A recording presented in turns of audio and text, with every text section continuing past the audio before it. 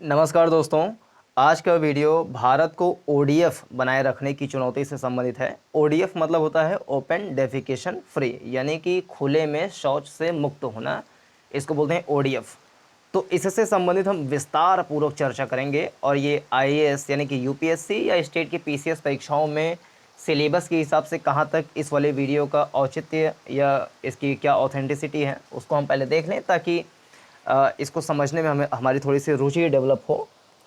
अगर हम civil services examination के निबंध वाले पेपर में देखेंगे तो उसमें एक टॉपिक आता है लैंगिक या नारी संबंधी मुद्दे, तो ओडीएफ उससे रिलेटेड हो सकता है। इसके अलावा यदि हम जीएस पेपर 1 सामान्य अध्ययन 1 में देखेंगे, इसमें सामाजिक पहलू यानी सोसाइटी, इंडियन सोसाइटी से रिलेटेड क्वेश्चन पूछे जाते हैं, जिसमें एक टॉपिक आता है महिलाओं की भूमिका और महिला संगठन, जनसंख्या एवं संबद्ध मुद्दे, गरीबी और विकासात्मक विषय, शहरीकरण, उनकी समस्याएं, उनके रक्षोपाय और सामाजिक सशक्तिकरण। तो इन टॉपिकों से हम मिला करके जीएस पेपर 1 में इसका लाभ उठा सकते हैं। जीएस पेपर 2 में सामाजिक न्याय यानी कि सोशल जस्टिस वाला एक विषय आता है, सब्जेक्ट आता है, जिसके अंतर्गत एक टॉपिक है स्वास्थ्य और एक टॉपिक है गरीबी और भूख से संबंधित विषय, इसके अलावा मानव संसाधनों से संबंधित विषय। तो जीएस पेपर 2 में इससे संबंधित हम देख सकते हैं। यदि जीएस पेपर 3 में आएंगे तो ओडीएफ वाले इस टॉपिक को हम समावेशी विकास से रिलेट करके देख सकते हैं। इसके अलावा इतना ही चीज़। तो इस प्रकार से जीएस पेपर 1, 2, 3 और जो निबंध वाला पेपर है उससे रिलेट करके हम इस वाले पूरे वीडियो को समझ सकते हैं। तो चलिए वीडियो की शुरुआत करते हैं। स्वच्छ भारत मिशन की शुरुआत की गई थी। तो इसके अंतर्गत भारत ने अपने नागरिकों को बुनियादी स्वच्छता सुविधा सुनिश्चित करने की दिशा में खासी प्रगति की है। स्वच्छ भारत मिशन प्रधानमंत्री नरेंद्र मोदी जी के द्वारा लागू की गई थी और 2014 से 2019 के बीच लगभग 10.25 करोड़ घरों में व्यक्तिगत घरेलू शौचालयों का निर्माण किया गया। तो जो अच्छे टॉप पॉइंट्स हो सकते हैं, फैक्ट्स हो सकते हैं, you can note down on your notebook. पहला ये टॉपिक फैक्ट बढ़िया है कि 2014 से 2019 के बीच लगभग 10 करोड़ 28 लाख या बोलें कि 10.25 करोड़ घरों में व्यक्तिगत घरेलू शौचालयों का निर्माण किया गया, जिससे देश भर में 6 लाख से अधिक गांव खुले में शौच से मुक्त हो गए। उत्तर प्रदेश में स्वच्छ भारत मिशन ग्रामीण के अंतर्गत 1.96 करोड़ घरों में शौचालयों का निर्माण किया गया, यानी 2014 से 2019 के बीच में खाली उत्तर प्रदेश में ही देखें तो करीब करीब 2 करोड़ घरों में शौचालयों का निर्माण किया गया और पूरे इंडिया में 10.25 करोड़ शौचालयों का निर्माण किया गया 2014 से 2019 के बीच में। इसके बाद स्वच्छ भारत मिशन ग्रामीण के दूसरे चरण के रूप में स्वच्छता का और भी महत्वाकांक्षी कार्यक्रम आरंभ किया गया है, जिसका उद्देश्य है शौचालयों की सुविधा से कोई भी घर नहीं छूटना चाहिए, यानी living no one behind, LOB short में बोल सकते हैं। साथ ही सभी ग्राम पंचायतों में ठोस और तरल अपशिष्ट प्रबंधन, सॉलिड और लिक्विड वेस्ट मैनेजमेंट जिसको बोलते हैं, को बढ़ावा भी देना होगा। जैसे सभी पंचायतों को जैविक कचरे, प्लास्टिक कचरे, बेकार जल तथा मलयुक्त कीचड़ के प्रबंधन में मदद की जा रही है। तो ये जो स्वच्छ भारत मिशन था इसको 2 चरणों में बनाया गया था। पहला चरण था 2014 से 2019 के बीच में, जिसमें 10.25 करोड़ से ज़्यादा शौचालय बनाए गए थे। अकेले यूपी में 2 करोड़ के आसपास शौचालय बने थे। उसके बाद 2019 में 2 अक्टूबर 2019 को जब पूरा इंडिया करीब 6 लाख भारतीय गांव जो है वो ओपन डेफिकेशन फ्री अपने आप को घोषित कर लिए थे, तो उसके बाद दूसरे चरण की शुरुआत की गई थी, जो कि 2019 से लेकर के आगे के वर्षों तक उसको प्राप्त करने का लक्ष्य है। इसको ODF प्लस भी बोलते हैं, यानी कि open defecation free plus. Open defecation free plus मतलब ये है कि पहले वाले में ये था कि सभी घरों में शौचालय बनाया जाएगा, मल जो होता है उसका मल प्रणाल अच्छे से बनाया जाएगा, ड्रेनेज सिस्टम अच्छे से बनाए जाएंगे, ठोस और लिक्विड जो वेस्ट मैनेजमेंट किया जाएगा। लेकिन दूसरे वाले चरण में ये बात कही गई है कि अगर कोई भी घर या कोई भी गांव छूट गए हैं, शौचालय नहीं बन पाया है, तो लिविंग नो वन बिहाइंड, नहीं यानी कि कोई भी पीछे ना रह जाए, तो इसका ख्याल रखा जाएगा। तो सभी के घर में शौचालय बन जाए और लिक्विड और सॉलिड वेस्ट मैनेजमेंट का ध्यान रखा जाए। स्वच्छ भारत मिशन ग्रामीण के दूसरे चरण का एक और उद्देश्य बेकार हो चुके या खराब पड़े शौचालयों का ज़रूरत पड़ने पर रेट्रोफिट कर अर्थात शौचालयों में हुई टूट फूट की मरम्मत तथा उसमें सुधार करना है। देखिए जो ODF प्लस वाला है, फिर से बता दें कि ODF जो प्राप्त करने का लक्ष्य था 2014 से 2019 के बीच में किया जा चुका है। अभी 2019 के बाद जो दूसरा चरण लाया गया है स्वच्छ भारत मिशन का, जिसमें ग्रामीण शहरी दोनों हैं, तो उसमें ODF प्लस की बात की गई है, जिसमें no one behind, no living no one behind, यानी कोई भी पीछे ना छूटे वाला सिद्धांत इसमें अपनाया गया है। इसमें कुछ अहम पहलू जोड़े गए हैं ODF प्लस में, जिसमें से एक ये है कि जो टॉयलेट पुराने पड़ चुके हैं उसको रेट्रोफिट करवाना, यानी कि शौचालय की टूट फूट को फिर से मरम्मत करवाना है। जैसे मान लीजिए कि एक गड्ढे वाले शौचालय को 2 गड्ढे वाले शौचालय में परिवर्तन कर देना, इस तरीके से, यानी आधुनिक शौचालय बनाकर, जो मॉडर्न टॉयलेट्स होते हैं उसको बनाकर और व्यवहार में परिवर्तन का संदेश देकर गांवों के ODF दर्जे को बरकरार रखना है। यानी कि ऐसा नहीं कि एक बार शौचालय बन गया है तो दोबारा पता लगा फिर से खुले में शौच किया जा रहा है, तो उसको बरकरार रखना कि लोग टॉयलेट्स में ही जाएं। अगर टॉयलेट टूट फूट गया तो उसको रेट्रोफिट करवा लें, मरम्मत करवा लें, और जो बच गए हैं उनके घर में बन जाए। एक गड्ढे वाला अगर टॉयलेट था तो 2 गड्ढे वाला टॉयलेट बन जाए। तो और जो सॉलिड और लिक्विड वेस्ट मैनेजमेंट है उसका फिर से और ज़्यादा ध्यान रखा जाए। तो ये सारी चीज़ें ODF प्लस यानी कि स्वच्छ भारत मिशन ग्रामीण और शहरी के दूसरे चरण में इसका ध्यान रखा जा रहा है। स्वच्छ भारत मिशन ग्रामीण के दूसरे चरण के उद्देश्य स्वच्छता पर सतत विकास लक्ष्यों के अहम अंग हैं। सतत विकास लक्ष्य आप जानते हैं SDG यानी सस्टेनेबल डेवलपमेंट गोल्स बनाए गए हैं, जिसमें 17 गोल्स हैं, मुख्य गोल्स हैं, जिसको 2030 तक सभी देशों को प्राप्त करना है। इन्हीं लक्ष्यों में जो छठा लक्ष्य है, 6th वाला जो गोल है, वो है कि 2030 तक सभी को पर्याप्त एवं समता मूलक स्वच्छता एवं सफाई सुविधा प्रदान करना। 2030 तक सभी को पर्याप्त एवं समता मूलक स्वच्छता एवं सफाई सुविधा प्रदान करना। खुले में शौच प्रथा का अंत तथा महिलाओं, बालिकाओं तथा जोखिम भरी परिस्थितियों से संबंधित व्यक्तियों की आवश्यकताओं पर खास ध्यान देना। ये छठा लक्ष्य है सस्टेनेबल डेवलपमेंट गोल का। अब भारत सरकार पूरे देश की लगभग 2,60,000 ग्राम पंचायतों को इस मिशन के दूसरे चरण की कमान संभालने के लिए तैयार करना और ताकत देना चाहती हैं। तो पूरे देश भर में कितने ग्राम पंचायत हैं? तो 2,60,000 ग्राम पंचायत है, जिसको प्रधानमंत्री चाहते हैं कि ये कमान फिर से संभालें, ताकि ये पंचायतें सभी को बेहतर स्वच्छता उपलब्ध कराने और भारत को खुले में शौच से मुक्त करने के कार्यक्रम को स्वयं अंजाम देकर उसकी निरंतरता को बरकरार रखते हुए उसका बेहतर प्रबंधन कर सकें। तो ये जिम्मेदारी ग्राम पंचायतों के ऊपर आती है पूरी तरीके से। स्वच्छ भारत मिशन ग्रामीण के दूसरे चरण के कार्यकलाप, प्रथम चरण के कार्यकलाप जिसमें घरेलू स्तर पर 2 गड्ढे वाले शौचालयों के निर्माण तथा समुदाय संचालित संपूर्ण स्वच्छता यानी CLTS पर बल दिया गया था, से काफ़ी जटिल है। यानी पहले वाले में जो चीज़ें हैं उससे कुछ हट करके दूसरे वाले चरण में बात की गई है। स्वच्छ भारत मिशन ग्रामीण के दूसरे चरण में रेट्रोफिटिंग और ठोस तथा तरल कचरा प्रबंधन के लिए स्थिति के अनुसार अलग अलग प्रकार के समाधानों की ज़रूरत है। तो ODF प्लस के लिए रेट्रोफिट कराया जाएगा, तो उसके लिए क्या जरूरी है? कुछ चीज़ें, जैसे ठोस कचरा निस्तारण में कई प्रकार की प्रक्रियाएं होंगी। जो सॉलिड वेस्ट मैनेजमेंट होता है उसके लिए बहुत सारे प्रोसेस करने पड़ेंगे। क्या क्या प्रोसेस हैं? जैसे गीले और सूखे कचरे को जो घरेलू स्तर पे होते हैं उसको मुख्य रूप से 6 काम किया जाता है। पहले तो सूखा कचरा है या गीला कचरा है उसका पृथक्करण यानी कि सेपरेशन किया जाना चाहिए। फिर उसका संग्रहण यानी कि कलेक्शन किया जाए, अलग अलग गीला है तो गीले वाले कचरे में, सूखा है तो सूखे वाले कचरे में उसका संग्रहण किया जाए। पहले तो पृथक्करण किया जाए गीला सूखा में, सेपरेशन, उसके बाद उसका अलग अलग संग्रहण यानी कलेक्शन किया जाए। फिर परिवहन यानी ट्रांसपोर्टेशन उसका किया जाए। फिर शोधन, उसको मतलब साफ़ सुथरा किया जाए यानी प्रसंस्करण किया जाए, जो भी किया जाए उसमें। फिर पुनर्चक्रण यानी कि रिसाइकलिंग किया जाए। फिर पुनर्उपयोग यानी कि रीयूज़ उसका किया जाए। तो इन श्रेणी में बांटा जा सकता है। ठोस कचरा निस्तारण में ये कुछ प्रक्रियाएं हो सकती हैं। इस काम को लगातार चलाने के लिए कुछ समर्पित स्वच्छता कर्मियों की ज़रूरत है, ताकि यह सुनिश्चित हो सके कि सभी चरणों को पूरा किया गया और उन पर बारीक नज़र रखी गई। सामुदायिक समूहों का लगातार जुड़े रहना ज़रूरी है और इसके लिए मीडिया की लगातार एवं अहम भूमिका की दरकार है। मीडिया क्या है कि जो भी इससे संबंधित बातें होंगी, ओपन डेफिकेशन फ्री जागरूकता अभियान फैला सकते हैं अपने न्यूज़ चैनलों के माध्यम से, समाचार पत्र पत्रिकाओं के माध्यम से।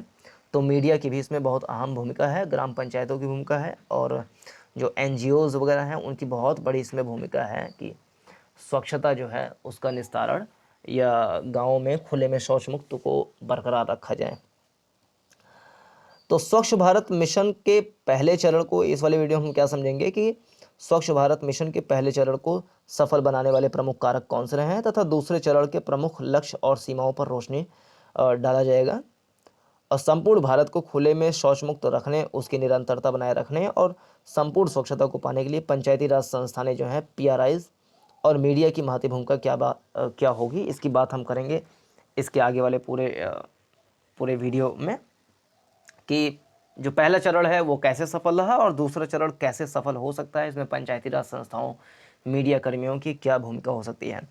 तो सबसे पहले हम ये समझ लें कि स्वच्छ भारत मिशन ग्रामीण का जो प्रथम चरण था, जो कि 2014 से 2019 के बीच में चला, ये सफल क्यों हुआ, इसके सफलता के कारक क्या हैं। तो कुछ कारक हैं, पहले पॉइंट टू पॉइंट उसको बता दें। पहला कारक है राजनीतिक नेतृत्व, दूसरा सार्वजनिक वित्त पोषण यानी कि पब्लिक फाइनेंसिंग, साझेदारी तीसरा, चौथा जन सहभागिता एवं सामुदायिक गतिशीलता, फिर पांचवा साझेदारों से क्षमता विकास की मजबूत मदद, फिर अगला मीडिया की अहम भूमिका। तो ये स्वच्छ भारत मिशन का जो पहला चरण था उसकी सफलता के कारक थे। तो स्वच्छ भारत मिशन ग्रामीण का क्रियान्वयन कई चरणों से सफल रहा। उनमें राजनीतिक नेतृत्व, सार्वजनिक वित्त पोषण, साझेदारियां तथा जन सहभागिता प्रमुख हैं। तो एक एक करके हम चर्चा कर लें कि किन किन कारणों की वजह से पहला चरण सफल हो सका। तो उसमें पहला है राजनीतिक नेतृत्व। स्वच्छ भारत मिशन ग्रामीण प्रधानमंत्री के भारत को खुले में शौच से मुक्त करने की परिकल्पना का हिस्सा था। अधिकतर राज्यों में मुख्यमंत्रियों ने इस मिशन को सक्षम नेतृत्व प्रदान किया। शीर्ष स्तर से नियमित निगरानी से जिला एवं ग्राम स्तर पर स्वच्छ भारत मिशन ग्रामीण की योजना एवं क्रियान्वयन में तेजी आई। तो राजनीतिक नेतृत्व सभी मुख्यमंत्रियों ने इसमें साथ दिया प्रधानमंत्री जी का, और नेतृत्व क्षमता का विकास किया, तो ये प्राप्त किया जा सका। दूसरा, सार्वजनिक वित्त पोषण भी अहम भूमिका निभाता है इसकी सफलता में। लगातार बड़े स्तर पर व्यवहार परिवर्तन के संदेश तथा शौचालय निर्माण के लिए प्रत्येक गरीब परिवार को 12,000 रुपये की प्रोत्साहन राशि स्वच्छ भारत मिशन ग्रामीण की रणनीति की अहम पहलू रहे। तो 12,000 रुपये प्रत्येक गरीब परिवार को दिया जाता था। भारत सरकार तथा राज्य सरकार ने इस मिशन पर लगभग 24 अरब डॉलर खर्च कर चुके हैं 2019 तक देखा जाए तो। 24 अरब डॉलर अभी तक यानी 2019 तक खर्च किया जा चुका है ये ओडीएफ बनाने में, शौचालय वगैरह के लिए। तीसरा सफलता का कारक क्या है? साझेदारी। बेहद महत्वाकांक्षी लक्ष्य को हासिल करने के लिए कई प्रकार की रणनीतिक साझेदारियां की गई, जिनमें सरकारी मंत्रालयों यानी जो गवर्नमेंट मिनिस्ट्रीज हैं, विकास साझेदार, मीडिया और प्रभावशाली व्यक्तियों के साथ उनकी साझेदारी ली गई, उनसे सहयोग लिया गया। अगला सफलता कारक है जन सहभागिता एवं सामुदायिक गतिशीलता। स्वच्छ भारत मिशन ग्रामीण की रूपरेखा के निर्माण के समय पूर्व के स्वच्छता कार्यक्रमों से मिली सीख को ध्यान में रखा गया है कि खुले में शौच की सामाजिक स्वीकार्यता वाली आदत बदलने के लिए शौचालय निर्माण से आगे बढ़कर सामाजिक एवं व्यवहार परिवर्तन के संदेश पर जोर देना होगा। यानी इसमें व्यवहार परिवर्तन बहुत ज़्यादा जरूरी है और जागरूकता भी जरूरी है। तो इसके लिए जन सहभागिता आवश्यक हो जाता है। समुदाय के सदस्यों की गतिशीलता, जो प्रेरक, निगरानी समिति सदस्य, स्थानीय चैंपियन, रानी मिस्त्री आदि के रूप में सुनिश्चित की गई। तो ये कुछ छोटे छोटे प्रयास किए गए जिसके माध्यम से जन सहभागिता हासिल की जा सके। स्वच्छ भारत मिशन ग्रामीण सरकारी कार्यक्रम की जगह सही मायने में जन आंदोलन बन गया। उत्तर प्रदेश के मिर्जापुर जिले में मंगरा देवी की कहानी बताती है कि स्वच्छता को जन आंदोलन बनाने में स्थानीय निगरानी समितियों की कितनी अहम भूमिका रही है। अब कुछ कारक हैं, जो अन्य कारक हैं वो बताते हैं कि कैसे ये सफल रहा। साझेदारों से क्षमता विकास की मजबूत मदद, जितने भी साझेदार रहे उन्होंने अपना अपना सहयोग इसमें दिया।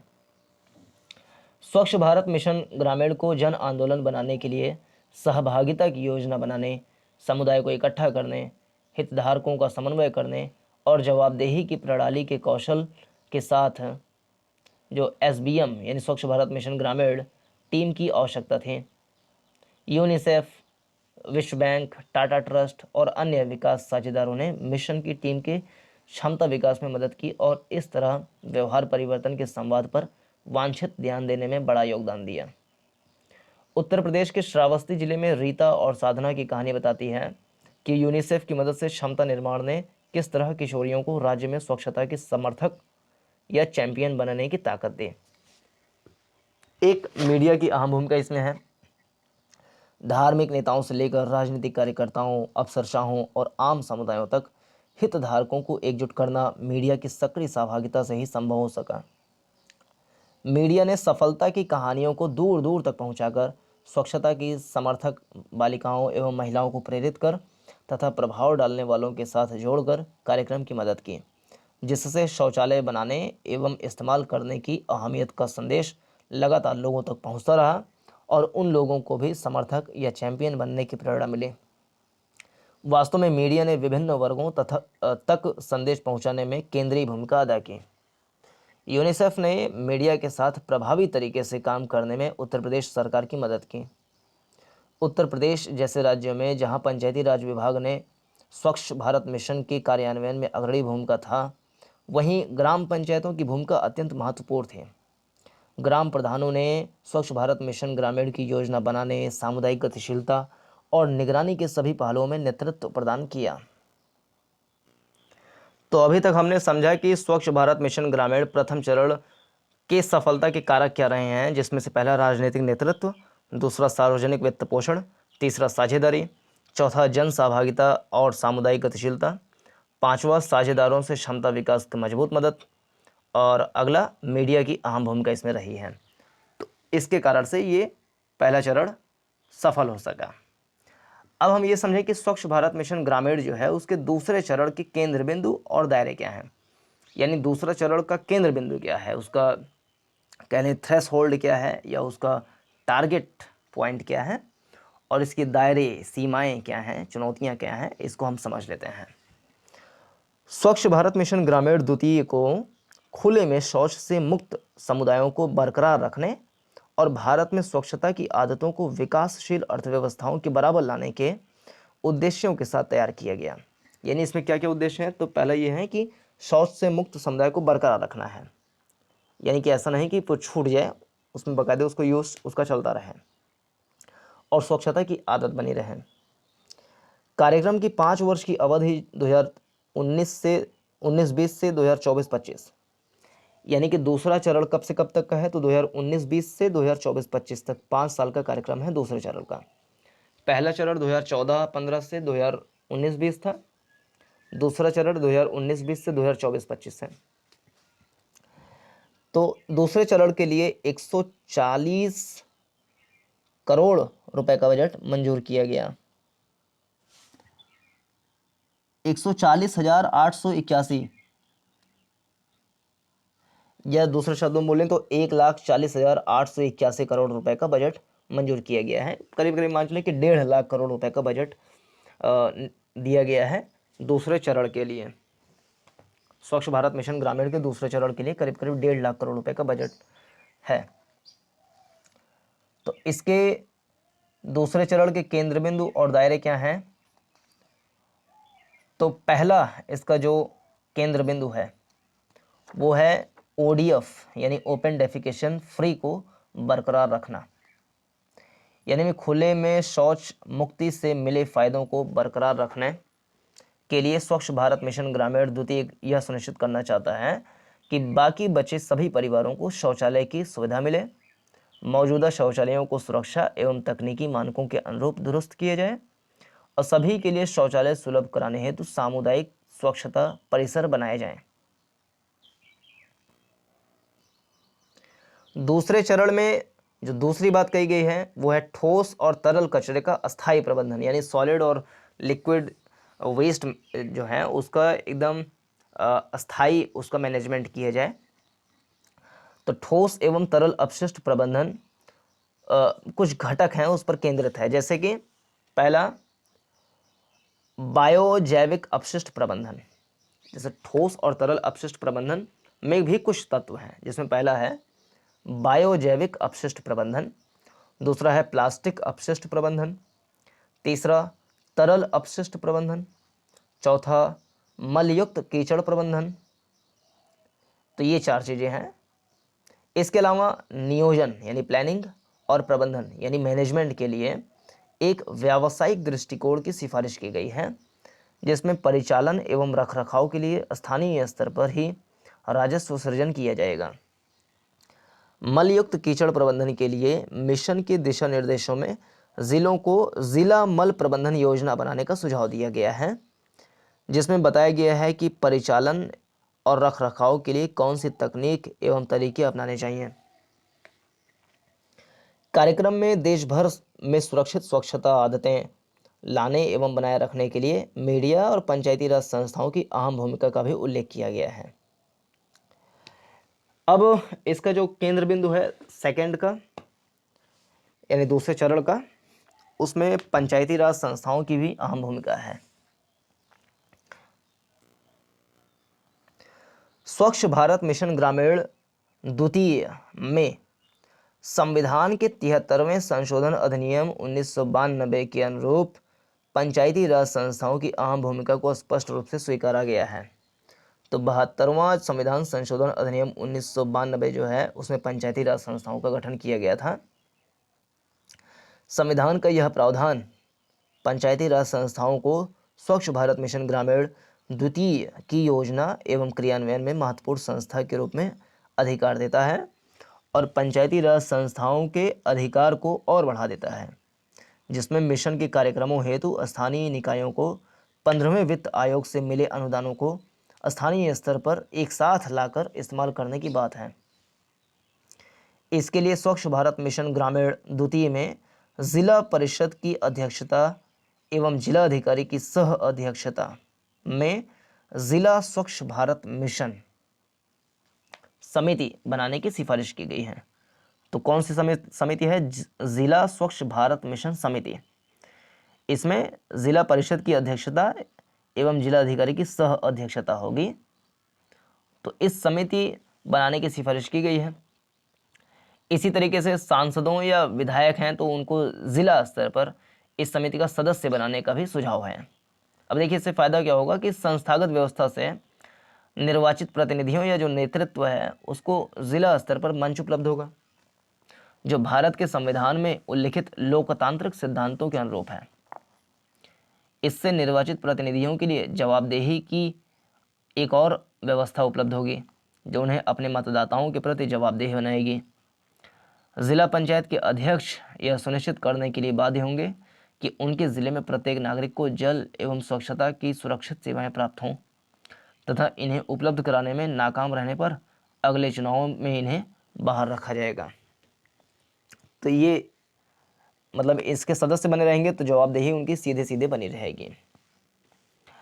अगला क्या टारगेट पॉइंट है सेकंड स्टेप का? सूचना यानी इंफॉर्मेशन, शिक्षा यानी एजुकेशन, संचार यानी कम्युनिकेशन और मीडिया की भूमिका क्या होगी। स्वच्छ भारत मिशन ग्रामीण द्वितीय में सूचना, शिक्षा और संचार की अहम भूमिका को माना गया है और बजट का 5% हिस्सा यानी कि 7,040 करोड़ रुपए सामाजिक तथा व्यवहार परिवर्तन की विभिन्न संचार रणनीतियों और उनसे संबंधित क्षमता विकास के लिए रखा गया है। अंतर वैयक्तिक संचार, मास मीडिया, रचनात्मकता, सोशल मीडिया के इस्तेमाल समेत नए संचार रणनीतियों के प्रयोग, चैंपियनों के नियमित सम्मान, प्रसिद्ध व्यक्तियों एवं धार्मिक नेताओं जैसे प्रभाव डालने वाले के उपयोग, स्थानीय नेताओं, विद्यालयों, आंगनबाड़ी केंद्रों, सामुदायिक स्वयं सहायता समूहों को अहम माना गया है। स्वच्छता की सुरक्षित आदतों के प्रति व्यवहार में टिकाऊ परिवर्तन के लिए मांग का सृजन और स्थानीय समुदाय के हाथ में उसकी बागडोर अहम है। अब पंचायती राज संस्थाओं को सबल बनाने का खाका क्या हो सकता है? पंचायती राज संस्थाएं कैसे मजबूत हो सकते हैं? तो उसके कुछ पॉइंट्स हैं, जिसमें पहला है स्वच्छता को ग्राम पंचायत विकास योजना में शामिल करना।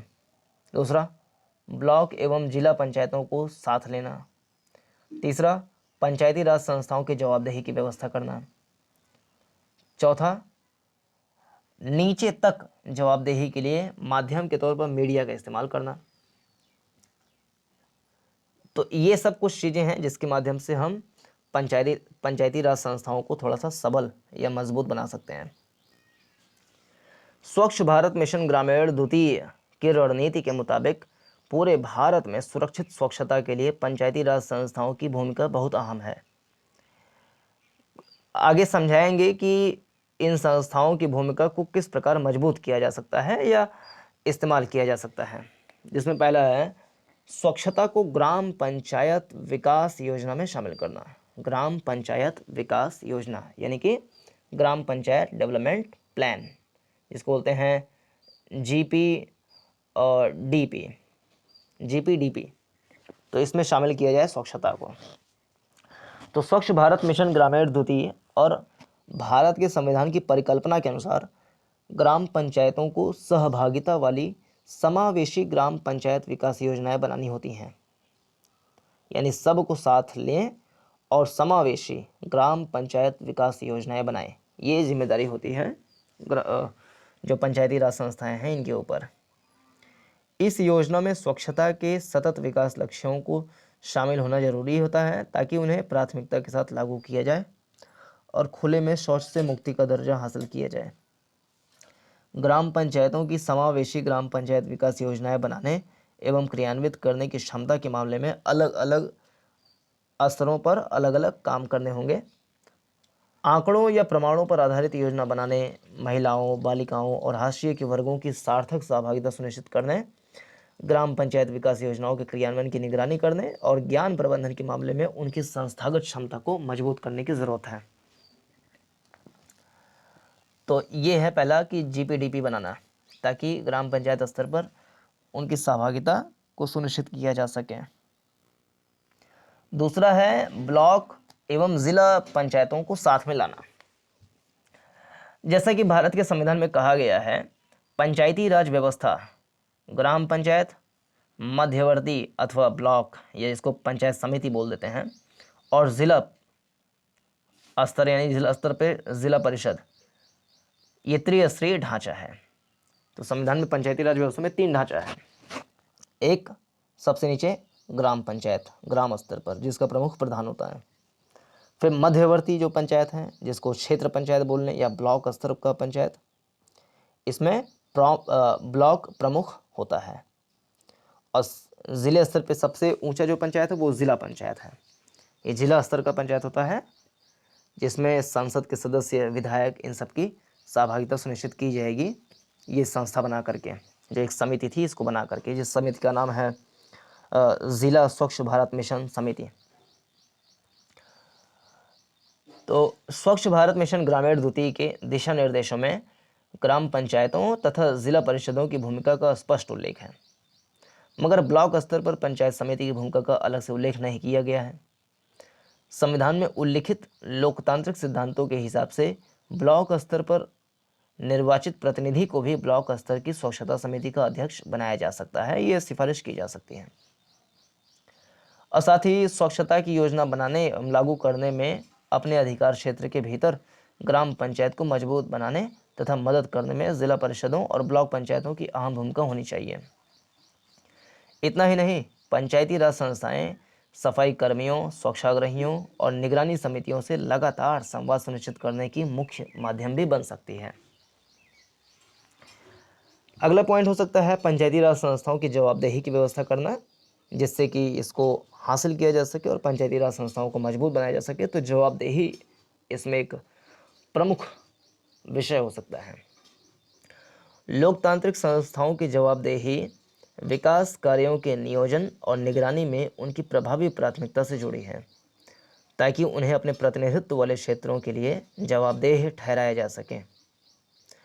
पंचायती राज संस्थाओं की भूमिका और जवाबदेही की व्यवस्था के केंद्र में कुछ बातें होनी चाहिए। जैसे जिला पंचायत स्तर पर क्या हो कि उनकी योजना प्रक्रिया का नेतृत्व, योजना को स्वीकार करने, प्रगति की तिमाहीवार समीक्षा हो और ब्लॉक और ग्राम पंचायत स्तर की टीमों को संगठित करने का अधिकार होना चाहिए। ब्लॉक पंचायत क्या कर सकती हैं कि ग्राम पंचायत विकास योजना से जुड़ी स्वच्छता योजना में ग्राम पंचायतों की मदद तथा ब्लॉक स्तर पर उनके परिणामों की सख्त निगरानी सुनिश्चित कर सकती हैं। ब्लॉक पंचायतें, ग्राम पंचायतें क्या कर सकती हैं? समावेशी ग्राम पंचायत विकास योजना की तैयारी और उस विकास योजना के तहत स्वच्छ भारत मिशन ग्रामीण द्वितीय का क्रियान्वयन सुनिश्चित कर सकती हैं। तो जिला, ब्लॉक और ग्राम पंचायत अपने अपने स्तर पर ये काम कर सकते हैं कि जिला पंचायत तिमाहीवार समीक्षा करें, नेतृत्व क्षमता का विकास करें। ब्लॉक स्तर पर क्या हो सकता है कि ग्राम पंचायत जो विकास योजना है उसकी निगरानी करते रहें। ग्राम पंचायत स्तर पर समावेशी ग्राम पंचायत विकास योजना में स्वच्छता को शामिल करके ये जो दूसरा चरण है उसको अमली जामा पहना सकें। इसके अलावा नीचे तक जवाबदेही के लिए माध्यम के तौर पर मीडिया का इस्तेमाल करना भी ज़रूरी है। मीडिया की भूमिका महत्वपूर्ण है। यह 3 तरह से हो सकती है। पहला, स्वच्छ भारत मिशन ग्रामीण द्वितीय के विभिन्न पहलुओं और समुदायों के अधिकारों के बारे में जानकारी साझा करना। दूसरा, देश भर में दिख रहे सर्वश्रेष्ठ प्रचलनों को साझा कर पंचायती राज संस्थाओं की मदद करना ताकि वे चाहें तो उन्हीं का अनुसरण करें। और तीसरा, कार्यक्रम क्रियान्वयन में खामियों एवं विलंब को पहचानना ताकि आम जनता को उनके बारे में बताना ताकि पंचायती राज संस्थाओं को नागरिकों के प्रति जवाबदेह बनाया जा सके। इन भूमिकाओं को प्रभावी तरीके से निभाकर मीडिया हाशिए पर पड़े समुदायों, किशोरियों और अल्पसंख्यक वर्गों का प्रतिनिधित्व बन सकता है। सभी के लिए सुरक्षित स्वच्छता हासिल करने के लिए सामुदायिक समूहों तथा पंचायती राज संस्थाओं की लगातार सहभागिता जरूरी है और इस प्रक्रिया में मीडिया अहम हो जाता है। अब समझ लें निष्कर्ष तौर पर हम क्या कह सकते हैं और आगे की राह क्या हो सकती है। स्वच्छ भारत मिशन ग्रामीण द्वितीय में देश भर में ओडीएफ समुदायों को बनाए रखना सुनिश्चित करने का मजबूत खाका पेश किया गया है, जिससे यह भी सुनिश्चित होता है कि देश में स्वच्छता के तौर तरीके आर्थिक विकास में से कदम ताल कर सकें। पंचायती राज संस्थाओं और मीडिया की भूमिका इसमें अहम हो जाती है। पंचायती राज संस्थाओं की जवाबदेही की व्यवस्था करना ये आगे की राह में हो सकता है उपाय के तौर पर कि पंचायती राज संस्थाओं की जवाबदेही की व्यवस्था की जाए। स्वच्छ भारत मिशन ग्रामीण द्वितीय में संविधान के 73वें संशोधन में उल्लिखित लोकतांत्रिक सिद्धांतों के अनुरूप मिशन के नियोजन एवं क्रियान्वयन में पंचायती राज संस्थाओं को महत्वपूर्ण भूमिका दी गई है। कर्तव्य वाहक के रूप में पंचायती राज संस्थाओं को अपने कार्य पूरे करने के लिए स्पष्ट रूप से परिभाषित संस्थागत मंच की आवश्यकता होती है। जिला पंचायत की अध्यक्षता में जिला स्तर की स्वच्छ भारत मिशन ग्रामीण समिति के गठन तथा मिशन के क्रियान्वयन के लिए 15वें वित्त आयोग की राशि का आवंटन स्वागत योग्य कदम है। स्वच्छ भारत मिशन ग्रामीण द्वितीय के दिशा निर्देश तीनों स्तरों पर पंचायती राज संस्थाओं की भूमिका की अधिक व्याख्या कर सकते हैं ताकि उन्हें उनके अधिकार क्षेत्र में सुरक्षित स्वच्छता सेवाओं की मजबूत योजना तथा आपूर्ति के लिए जवाबदेह ठहराया जा सके। और मीडिया की अहम भूमिका हो सकती है, ये आगे की राह में हम कह सकते हैं उपाय के रूप में मीडिया की अहम भूमिका। किसी भी लोकतांत्रिक प्रक्रिया की तरह स्वच्छ भारत मिशन ग्रामीण में भी मीडिया की भूमिका अहम है। मीडिया हाशिए पर पड़े समुदायों का प्रतिनिधि हो सकता है और नागरिकों के अधिकार, संभावनाओं तथा अच्छे तौर तरीकों के बारे में बताकर पारदर्शिता को बढ़ावा दे सकता है। मीडिया मिशन के अंतर्गत लक्षित सुरक्षित स्वच्छता की योजना एवं आपूर्ति से जुड़ी लोकतांत्रिक प्रक्रियाओं को मजबूत कर सकता है। तीसरा उपाय, पंचायती राज संस्थाओं तथा समुदायों की साझेदारी एवं क्षमता निर्माण। स्वच्छ भारत मिशन ग्रामीण द्वितीय की तकनीकी तथा संस्थागत यानी टेक्नोलॉजिकल और इंस्टीट्यूशनल, सोशल, एनवायरमेंटल, फाइनेंशियल और बिहेवियरल पहलुओं में क्षमता निर्माण को कार्यक्रम की योजना एवं क्रियान्वयन के केंद्र में रखा जाना चाहिए। विकास साझेदारों, नागरिक समाज यानी सिविल सोसाइटीज, निजी क्षेत्र, प्राइवेट सेक्टर और शैक्षिक संस्थाएं, इंस्टीट्यूशनल जो एजुकेशनल इंस्टीट्यूशंस हैं उन पर विचार होना चाहिए और स्थानीय ज़रूरतों के अनुकूल बहुहितधारक साझेदारियों के जरिए सभी स्तरों पर उन्हें साथ लिया जाना चाहिए, ताकि जो स्वच्छ भारत मिशन ग्रामीण है या ओडीएफ है या ओडीएफ प्लस प्लस है, स्वच्छ भारत मिशन ग्रामीण का दूसरा चरण है, उसको प्राप्त किया जा सके। तो इस वाले वीडियो में इतना ही। उम्मीद करते हैं ये इन्फॉर्मेटिव वीडियो रहा होगा। चैनल को सब्सक्राइब कर लीजिए ताकि जो भी सिविल सर्विसेज एग्जामिनेशन से रिलेटेड अच्छे टॉपिक हो सकते हैं उसको हम डिस्कशन करते रहें। पूरा देखने के लिए बहुत बहुत धन्यवाद। नमस्कार, जय हिंद।